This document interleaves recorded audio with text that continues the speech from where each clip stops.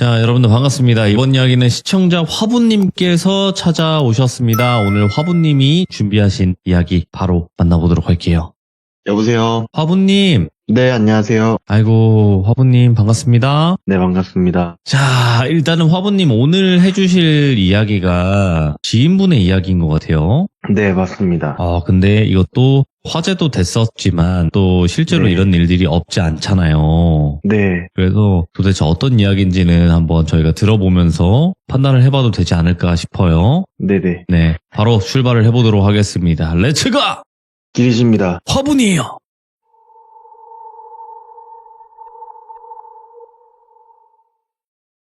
일단, 이번에 SNS에 막 캄보디아 한국인 납치 영상이 많아서 이 이야기를 풀어보려고 하는 거고요. 네. 일단 이건 정말 당하지도 말았으면 좋겠고, 해서도 안 되는 범죄이기 때문에 모두 조심했으면 해서 풀라고 이렇게 이야기를 갖고 왔고요. 네, 너무 많죠, 요즘에. 네. 심각해요, 지금. 그래서 일단은 이 이야기는 지금 현재 징역을 살고 나와서 혼자 조용히 시골에서 사는 어떤 옛 지인분의 이야기인데요. 오, 예. 그때는 제가 믿질 않았어요. 그거를 그냥 그래 이 형 또 오바하네 이랬는데, 일단 그 지인 형을 제가 A라고 지칭을 할게요. 그 형은 일단 전과도 많고 남 인생 신경 안 쓰고 오직 본인 배만 부르면 되는 일단 나쁜 사람이에요. 이미 징역을 많이 다녀왔고 직장 같은 데를 이제 취업해서 나가게 되면 길어야 한 달 정도 하고 때려치는 그런 사람이에요. 그런데 이제 끼리끼리 논다고 예전에 징역에서 알게 된 징역 동기가 있는데, 이 징역 동기를 B라고 지칭을 하겠습니다. 보이스피싱으로 돈을 많이 벌 수 있다고 해서 그 말에 여권을 만들고 짐을 챙기고 한 2주 정도 있다가 준비를 해서 공항에 들어가서 이제 푸놈펜으로 향했다고 해요. 그래서 이제 비행기를 타고 6시간 정도 비행 후에 푸놈펜 공항에 도착을 하게 되는데, 예. 공항에 도착하니 그 범죄도시 4 보셨나요? 아쉽게도 못 봤는데, 예. 거기 보면 이제 김무열 배우님께서 검은 밴을 타고 나타나거든요. 근데 그거랑 비슷한 느낌인 것 같은데, 검은 밴 차가 앞에 쓰더니 너네 누구누구 애들 맞지? 라고 하더니 타라고 하더라고요. 그래서 타가지고 여권을 달라고 해서 여권을 주고 확인을 하고 어디론가 출발을 했다고 합니다. 근데 한참 가다 보니 처음에는 먹거리도 있고 무슨 사원 같은 건물들도 보이더니 어느 빌딩들이 많은 동네에 도착을 했다고 해요. 그런데 도착한 높은 빌딩으로 들어가서 보안번호를 누르고 올라가니 그 안에는 수많은 컴퓨터와 일하는 한국인, 중국인, 러시아인 등이 엄청 많았대요. 거기에서 이제 중국인 따거들이라고 하는데, 그 따거들을 만났는데 5명의 따거들이 있었대요. 네. 근데 그분들 인상착의는 스포츠 머리를 하고 엄청 친절해 보이기도 하고 실제로 친절했고, 예. 그분들은 반갑다고 인사와 함께 이제 간단한 규칙 비슷한 안내 사항을 몇 가지 말씀을 해줬는데, 일은 다 알려줄 테니 걱정 말고 모르는 건 팀장들한테 물어보고 수익 배분은 몇 프로이며 술, 담배, 음식은 무제한으로 제공을 하겠다. 그리고서 너도 조심해야 되고 나도 안전해야 되니까 보안은 철저히 이렇게 할 것이고 편하게 일해라. 단 배신을 하거나 자기네들 뭐 이거에 대해서 안 좋게 하면 그땐 용서하지 않겠다라고 말을 했대요. 네.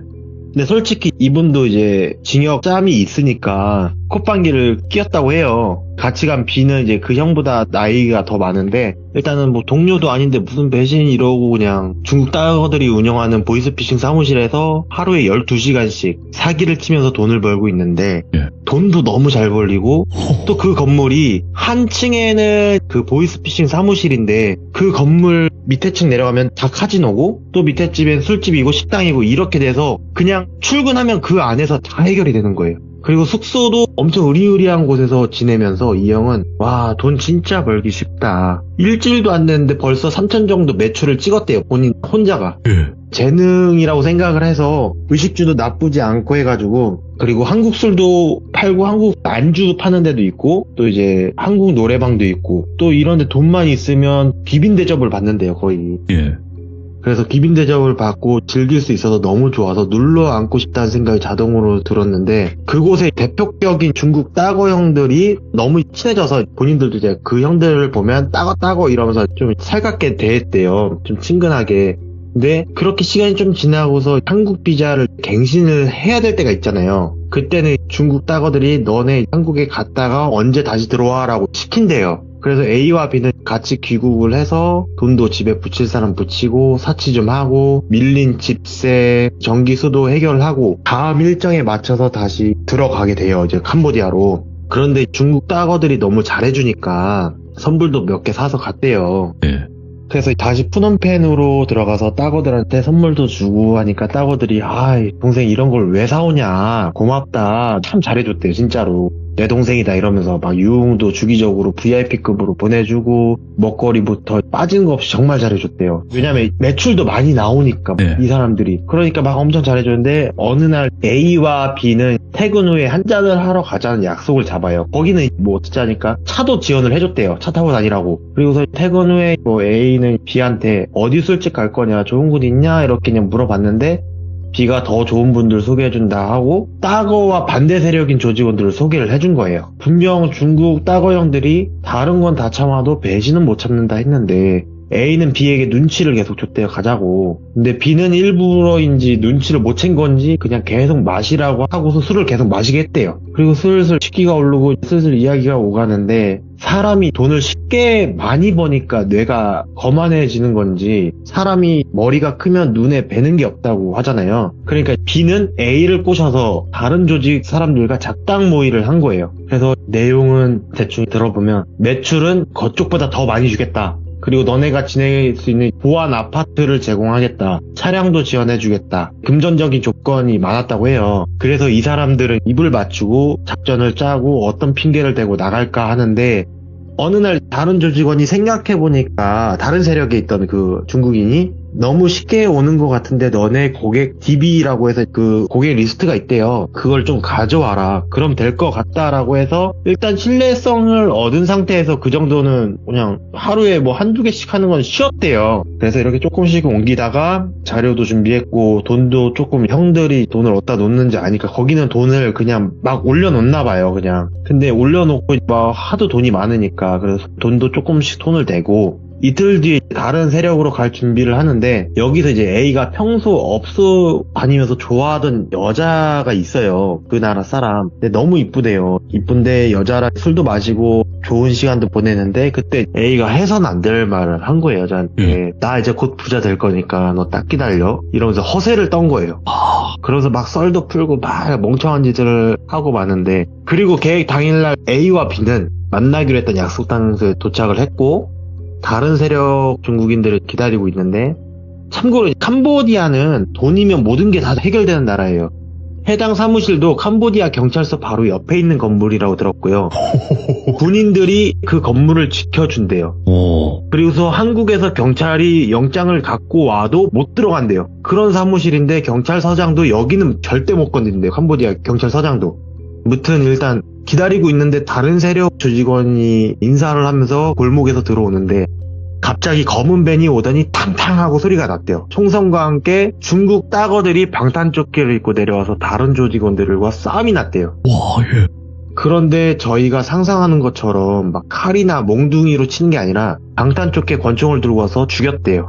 실제로 죽였대요. 그런데 반대 세력도 총이 있어서 맞대응을 하게 되는데 결국 중국 형님들이 이기게 됐대요. 근데 A와 B는 벌벌 떨고 숨죽이고 있는데 따거들이 웃으면서 차에 타라고 했대요. 그래서 거기는 다른 나라니까 도망도 못 치니까 타야 될 거 아니에요. 일단은 차에 타서 어디론가 이동하는데 이동하는 내내 말도 없고 따거들은 그냥 담배만 태웠고 막 밖에만 보고 있는데 도착하고 나니까 어느 창고 딸린 주택이래요. 예. 근데 옆에 있는 다른 골목들에 있는 다른 주택들을 보면 불은 다 꺼져 있고 대문들은 나무 판자로 다 가려져 있대요. 예. 옆에 있는 다른 건물들은. 그런데 딱 그 주택에 들어갔는데 소파에 앉으라고 말을 하더니 왜 그랬어? 이렇게 말을 했대요. 그러니까 B는 따고 뭘 왜 그래? 우린 잘 모르는 일이야. 만나자 해서 누군지도 모르고 일단 만났어. 라고 변명을 한 거예요. 예. 죄송하다고 해도 될 판에. 근데 하고 그 말이 끝나자마자 소파 밑에서 두들겨 맞았대요. 따거 중 한 명은 A를 가리키면서 너 저번에 이사벨라 만났지? 그러니까 이사벨라는 A가 좋아하는 그 술집 여자. 네, 이사벨라 언니가 내 애인인데 몰랐구나 하며 순간 A는 벙쪘대요. 이사벨라가 언니한테 말을 해서 언니는 중국 따거한테 이 사실을 말해준 거고 중국 따거들은 계속 기다려주고 있었던 거예요.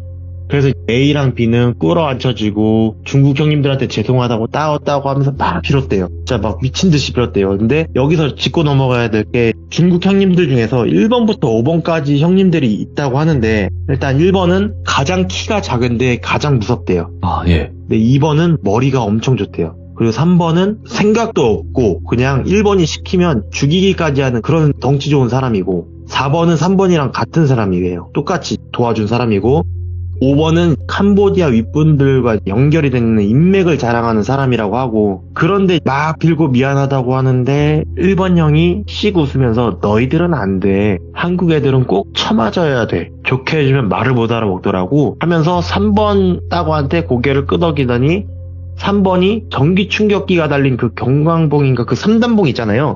쭉 피는 거. 근데 그게 전기 충격기가 된대요. 그거를 피고 A랑 B를 막 발로 밟으면서 전기로 지지고 막 그랬대요. 사정없이 팼대요. 진짜 얼마나 팼냐면 옆에서 A가 B가 맞는데 B 갈비뼈 부러지는 소리가 으득 소리가 났을 정도래요. 그렇게 각자 폰을 뺏어서 B번을 풀게 하고 다 확인을 했대요. 유출한 게 있나. 그런데 A는 다행히도 일하는 동안 한국이랑 연락한 게 없었고 다른 세력과 연락을 B가 다 한 거고 A는 그래서 넘어갔대요. 근데 B는 여자친구가 있는데 그 여자친구한테 별의별 소리를 다 했다는 거예요. 일단 귀종님들한테 말씀드리는 게 여기서부터 조금 혐오스럽고 끔찍할 수가 있어요. 좀 돌려서 이야기해 네. 주시긴 하겠지만. 네. 그래서 신명나게 패고 팬티만 입혀서 무릎 꿇고 앉아 있었대요. 그리고 자기네들끼리 중국말로 막 샬라샬라 하더니 야 B 너는 못했어. 지읒됐어. 넌 너만으로 안 끝날 거야. 네 여자친구한테 너인 척하고 여기로 부를 거야. 잘 봐. 하더니 여자친구가 답장으로 말했겠죠. 너 어디 뭐 나랑 놀래? 막 이렇게 오빠 있는데 와볼래? 이러니까 여자친구가 와 정말? 나 여권 있으니까 준비해서 내가 내일 바로 갈게. 이런 식으로 연락이 왔대요. 그래서 이제 B는 따거한테 따거 제발 한 번만 죄송하다고 뭐든지 다 하겠다고 제발 그러지 마세요 하니까 따거는 너 당연히 뭐든지 다 해야지 너네는 앞으로 여기서 평생 돈 벌어야 될 거야 어디 못 가 하고 옆에서 다른 중국인들은 담배 피고 밥 먹고 하는데 두 사람은 계속 울면서 잠도 못 자고 그냥 계속 팬티바람으로 무릎 꿇고 있었대요. 그런데 다음날 B의 여자친구가 비행기를 탄다는 말을 전해 듣게 되고 6시간 남은 거잖아요. 오려면 B는 이제 사색이 되고 따거 정말 죄송하다고 진짜 죄송합니다. 제가 다시는 이런 일 없을 거고 제가 10억 벌 때까지 열심히 일하겠습니다. 막 빌고 맞으면서도 바지 붙잡고 울었다고 하는데 그렇게 해서 시간이 지났는데 결국 여자친구는 공항에 도착을 해요. 그리고서 중국 따거들은 B의 부하 직원인 척하고 형수님 안녕하세요 하고서 막 B의 칭찬을 하면서 차에 태워서 그 A, B가 꿇어 앉혀져 있는 장소로 데리고 왔대요. 그래서 여자친구가 보는 앞에서 A, B를 무참히 을 하고 또 A랑 B가 보는 앞에서 중국 따거들이 집단으로 캠을 하고 모진 수모와 능욕을 줬다고 하더라고요. 그래서 결국 여자친구는 지쳐서 쓰러지고 결국 돌아가셨다고는 했어요, 저한테는. 그래서 캄보디아 현지인들한테 돈을 줘서 뭐 내서 버려라라고 해서 뭐 버렸다고는 하더라고요. 그렇게 해서. 근데 자세히는 저도 몰라요. 왜냐면 이거를 뭐 한국에서 수사를 할 수 있는지 없는지도 전 솔직히 몰라요. 그냥 듣는 대로 말씀을 드리는데 일단 거기 부분은 자세히는 말을 안 해줬어요. 너무 그런데 충격적이니까. 네, 그리고서 1년이 지나고 이제 A랑 B는 일을 하는데 B가 또 한 번 맛이 가가지고 도주를 하다가 걸려요. 그래서 중국 따거들이 한쪽 다리를 쓸 수 없게 만들었다고 해요. 그리고 A는 조용히 자기 자신은 이제 없구나 나는 이제 없는 거구나 하고 사기치면서 돈도 조금씩 받고 사는데 중국인 형들을 깨우러 2번 그 아까 머리가 좋다는 따거 있잖아요. 가는데 이제 서랍을 딱 열었대요. 술 취해서 자고 있는데 근데 그 서랍 안에 지금까지 일했던 사람들의 여권하고 그리고 그 여권을 하나하나 합해서 따놓은 게 있대요. 그래서 이걸 보고 어차피 나 이거 죽는구나 여기서 도망을 못 가는구나 근데 어차피 죽을 거 그냥 한번 시도라도 해보고 죽자 이래서 자기 여권하고 자기 그 카피본을 챙겼대요. 챙기고 여권을 숨겨놓고 몇 달이 지난 시점에서 이제 거의 그쪽에 살다시피 해서 말도 어느 정도 기본적으로는 한대요. 근데 중국 따거들이 1년에 한 번씩 캄보디아 경찰청장이나 고위 간부들을 접대하는 때가 있대요. 그때 A가 운전을 하게 됐고 형들이 들어가는 거 보자마자 차를 주차하는 척 하면서 차를 돌렸대요. 어차피 그 사람들은 이제 안으로 들어갔어요. 이미 술을 먹으러. 차 돌리는 건 보지를 못해요. 그리고 A가 이미 여권도 없어서 도망도 못 갈 거라는 생각을 하고 있는 거예요.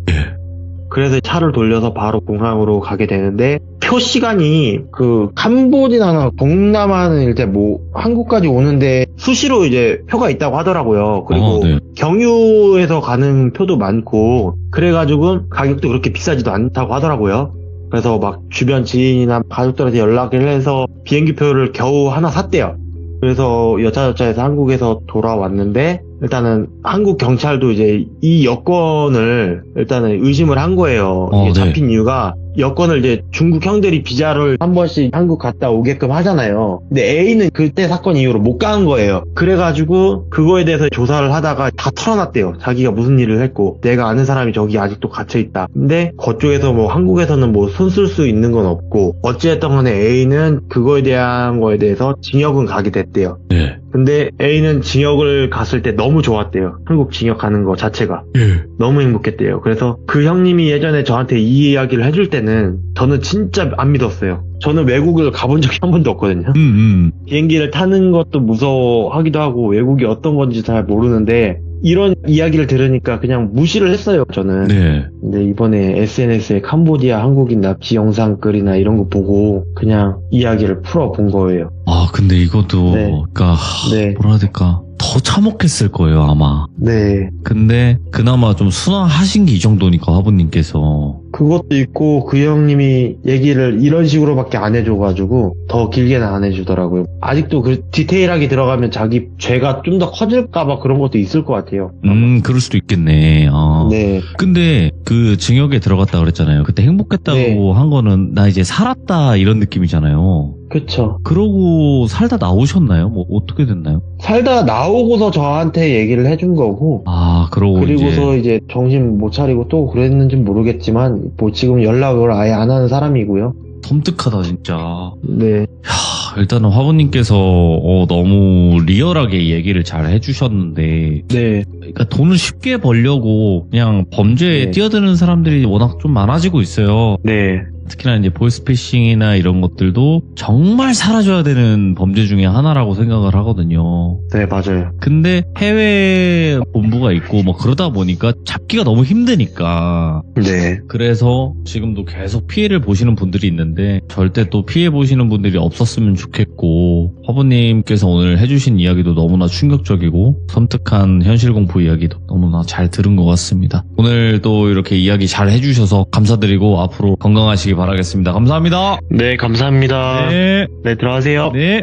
그냥 해외에서 그냥 마음 편하게 돈 많이 벌 수 있다 이런 걸로 유혹하는 그런 범죄 집단들이 굉장히 많습니다. 거기에 또 현혹되는 사람들도 많고요. 그래서 정말 조심해야 되니까 여러분들도 그냥 그런 일은 쳐다도 안 보는 게 가장 좋지 않을까 생각하고요. 보이스피싱 범죄의 피해자분들이 계실 수도 있는데 피해 없이 평안한 하루하루 보내시길 바라겠습니다. 감사합니다.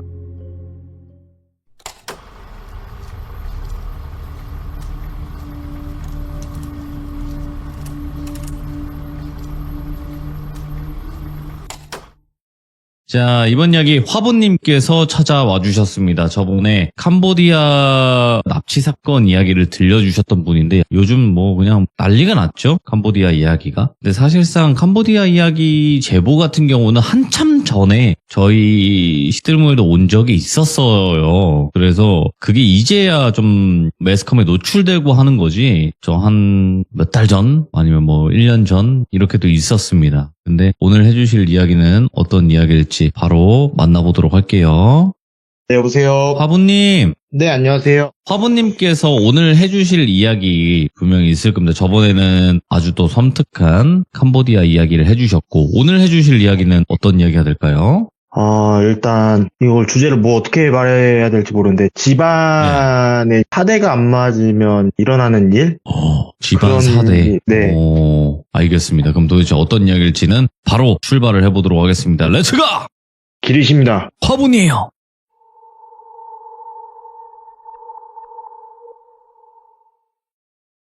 일단 옛날부터 집안에 사대가 안 맞으면 재수도 없고 집안에 우환이 있을 수 있다 뭐 그러잖아요. 근데 일단 저희 친가와 외가 양쪽이 사대가 맞지 않는 그런 집안이었어요. 일단 시작 전에 간단히 저희 집안 설명을 해드리면 저희는 외가가 기독교예요, 다. 그리고 외할머니는 모두 목사님이셨고 오. 그리고 집안 자체가 이제 기독교라서 어머니네는 1남 3녀에 어머니는 둘째 장녀로 있었는데 위로 오빠 아래 여동생 2명 이렇게고 친가는 유교랑 불교였는데 2남 3녀로 아버지는 막내셨어요. 그런데 이때는 저희 부모님이 결혼을 하시고서 난 일인데 저희 부모님은 일단 결혼 전에 종교 문제에서 양측이 조금 못마땅한 게 많았대요. 근데 이유는 저희 친가에서 미신이지만 두 집안의 인연을 맺기 전에 그 시절에는 주위에 찾아가서 물어보고 이러잖아요. 근데 인연을 맺으면 화를 입는다는 말을 할머니께서 듣고 오신 거예요. 그래서 극구 반대를 하시는데 저희 친할아버지께서는 지금은 돌아가셨지만 마을에서도 알아주시는 신사고 지나가다 보면 엄청 칭찬을 많이 해요. 그런데 저희 할아버지께서는 그런 게 뭐가 중요하냐, 애들이 좋으면 됐지 하면 그냥 혼인을 허락을 하셨다고 해요. 그리고 외가는 앞에 설명드린 것처럼 기독교 집안이시고 목사님들이 반대를 많이 하셨는데 그때 당시에 외갓집이 상계동이었는데 교회를 무리해서 서울 목동에 작게 빚을 내서 시작을 하셨대요. 근데 너무 어려워지다 보니까 그러면 안 되지만 저희 친가는 집안이 돈이 많은 집이에요.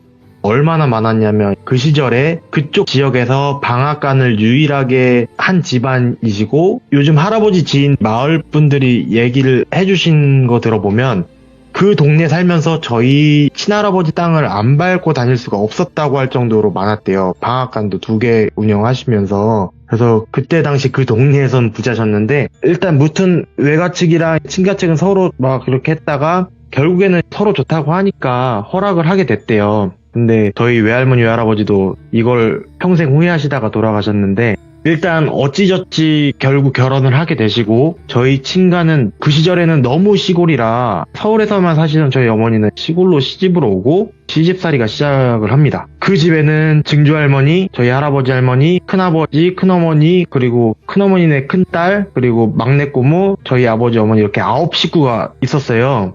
일단 시집을 왔으니까 열심히 신부 수업을 배우면서 참으면서 일을 하셨대요. 그런데 종교 때문인지 너무 힘들어서인지 어머니께서 종종 헛것을 자주 보시고 다치시고 이런 일이 이제 빈번했다고 해요. 물론 시집살이 하면서 지치니까 그럴 수도 있겠는데 그 당시에 나무로 된 구식 한옥이었는데 보이는 사진에 있는 게 천장 모습이에요. 이런 한옥이었는데 그런데 어머니께서 잠만 자면 그 천장에서 머리는 황소인데 하얀 소복을 입고 있는 형체랑 수염이 길게 난 할아버지 형체가 막 나와서 어머니께 나가라고 소리를 치더래요. 네가 여기가 어디라고 와서 잠을 자고 있냐 막 고래고래 소리를 계속 질렀대요. 그런데 어머니는 무서우니까 눈을 감고 모르는 척하고 있는데 이 형체들이 몸은 저 천장 나무 기둥 있죠. 저희도 실제 저렇게 기둥이 있었거든요. 그 기둥에 몸은 그대로 있는데 얼굴이랑 손만 쭉 내려오더니 어머니 등을 탁 하고 쳤대요. 귀신한테 맞아보신 분이 계신지는 모르겠는데 어머니 말씀이 귀신한테 맞으면 사람이 때리는 것보다 몇 배는 아프대요. 그래서 그렇게 해서 맨날 맞으면서 소리를 지르면서 잠을 깨시는 일이 빈번했대요. 너무 무섭고 저 어떡하지 어떻게 했는데 하루는 이제 그렇게 해서 또 잠을 깼는데 한옥이니까 한옥에서 사셨던 분들은 아시겠지만 안채가 또 있고 안채에서 이제 저희가 대청마루로 가기 전에 밤에는 그 미닫이 문으로 해서 이렇게 닫아놔요. 바람이 못 들어오게. 근데 그 문을 자다가 깨서 봤는데 막 밖을 나가고 싶더래요. 어떤 날에는. 그런데 이 밤에 나가면 더 무서울 것 같아서 그냥 눈을 질끈 감고 하나님 저것들 좀 안 보이게 해주세요 이러면서 그날 밤을 또 무사히 넘겼다고는 해요. 그런데 다음날 또 이제 아궁이에서 밥을 하고 짐승밥을 주고 밥도 차리고 너무 힘들게 일을 하다가 하루가 다 가는데 대문을 걸어 잠그려고 대문으로 가셨어요 어머니가. 근데 그 문을 닫다 보면 문 틈 사이가 보일 거 아니에요. 근데 멀리에서 흰 색깔의 뭔가 보이더래요 멀리서.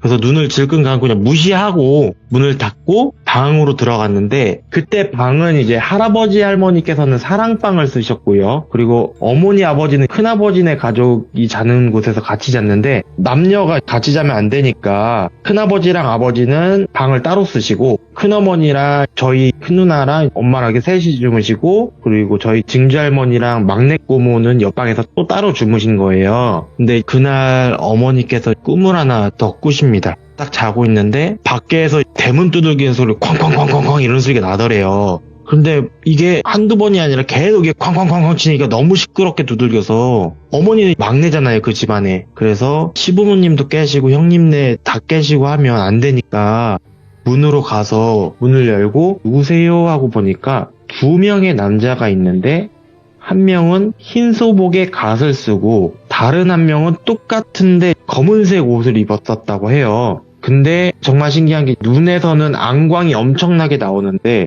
가자 가자 이렇게 말을 하대요. 근데 입은 하나도 안 움직이고 계속 가자 가자 이러길래 저희 어머니는 아니 어딜 가요? 저는 이 집에 시집 와서 이 집에서 살아야 하고 지금 잠 못 자면 내일 새벽이 힘들어요. 그렇게 말하니까 눈에서 빛이 세게 나면서 가자니까 이렇게 소리를 내더니, 그 소리와 함께 홀린 것처럼 어머니도 갑자기 신발을 신고 대문을 닫고 마당 앞에 가로등이 있거든요.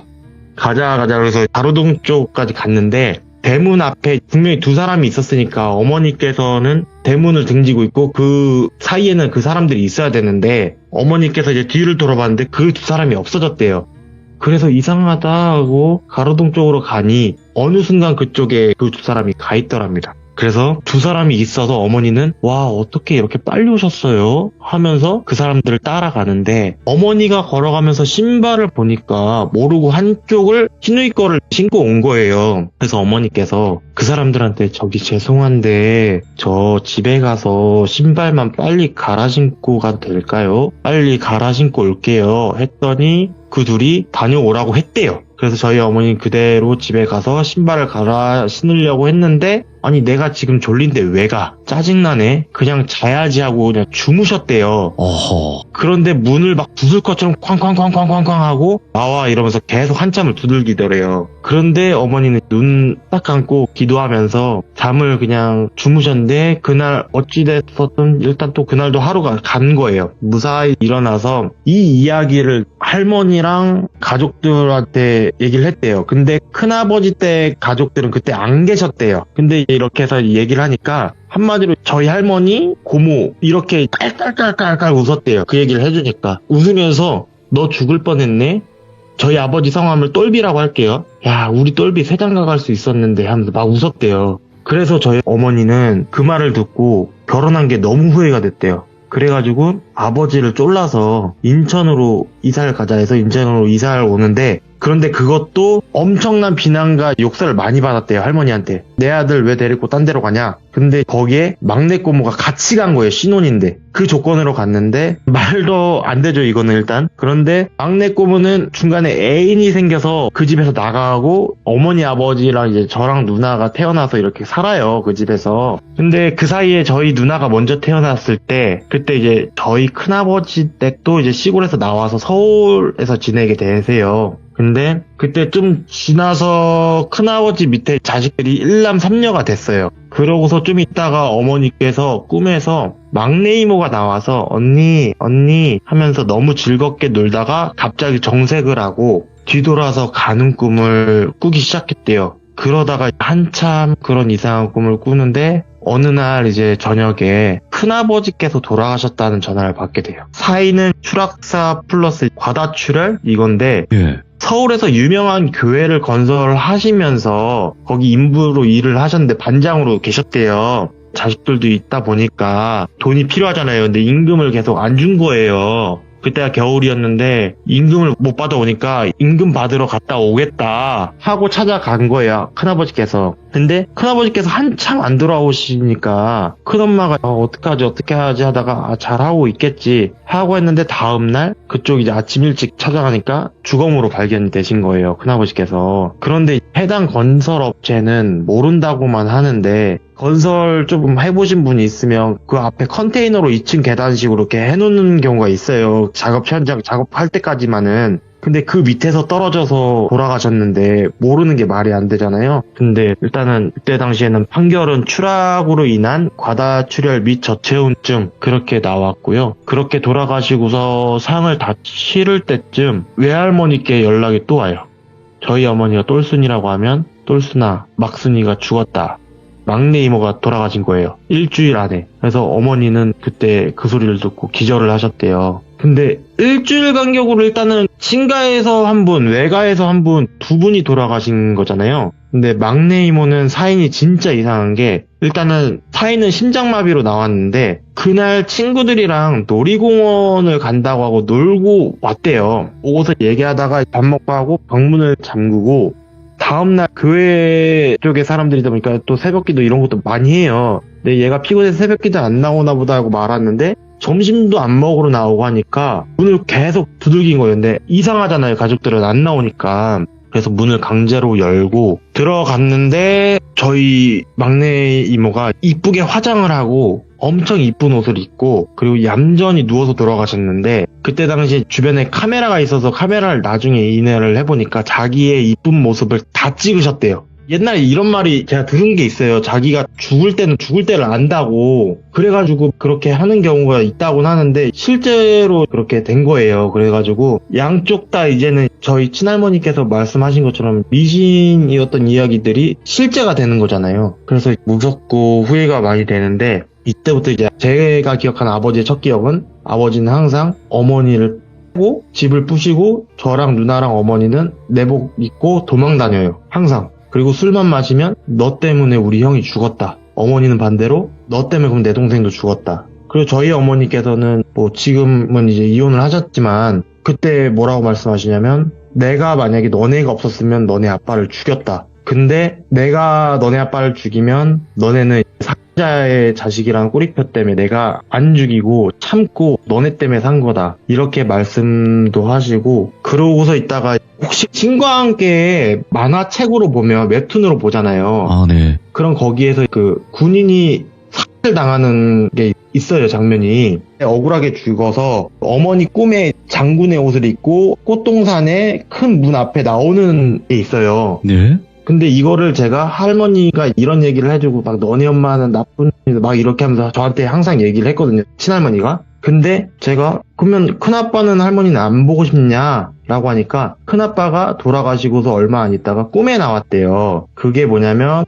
할머니가 꿈을 꿨는데 엄청 막 들판에 꽃도 엄청 이쁜 꽃들이 있는데 예. 큰 문이 있더래요. 그래서 그 큰 문 앞에 딱 서서 보는데 갑자기 문이 열리더니 저희 큰아버지가 막 장군 옷을 입고 나와서 엄마 나 가야 돼요 하고서 말을 하는데 할머니가 가지 말라고 했대요. 근데 소름 돋는 게 저희 할머니가 33년생이셨는데 웹툰을 보진 않을 거 아니에요. 그래가지고 뭐 그런 것 스토리 보면 일단은 저희 집 자체가 맞지 않는 것 같고 저희 어머니를 많이 괴롭혔던 그 막내 고모는 결국에 안 좋게 돼서 결국엔 지금 스님이 되셨고요. 그렇게 해가지고 저희 어머니께서 실제로 겪은 일이고 저희 집이 어렸을 때부터 이혼하면서 겪었던 그런 이야기를 무섭진 않지만 그래도 갖고 와봤습니다. 그래서 아까 말씀하신 게 이제 사대가 안 맞아서 생기는 일이라고 하셨구나. 네네. 아이고, 이게 지금 뭐 말로 어떻게 다 표현을 하겠습니까? 그죠? 네. 말로 다 표현할 수 없는 부분이 분명히 있는 거고, 오늘 화보님께서도 너무 또 바쁘신 와중에 이렇게 이야기해 주셔서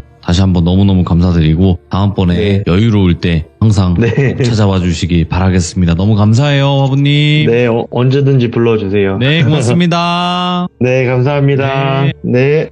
자, 오늘 화보님이 해주신 이야기들도 사실상 그냥 사대가 맞지 않는다라기보다는 무언가 더 있었을 거라는 생각이 들어요. 왜냐면 그런 일들이 쉽게 우리 주변에서 일어나는 건 아니기 때문에. 그래서 혹시라도 우리 규정님들 중에서도 비슷한 느낌의 이야기가 있으시면 언제든지 제보해 주시길 바라겠습니다. 감사합니다.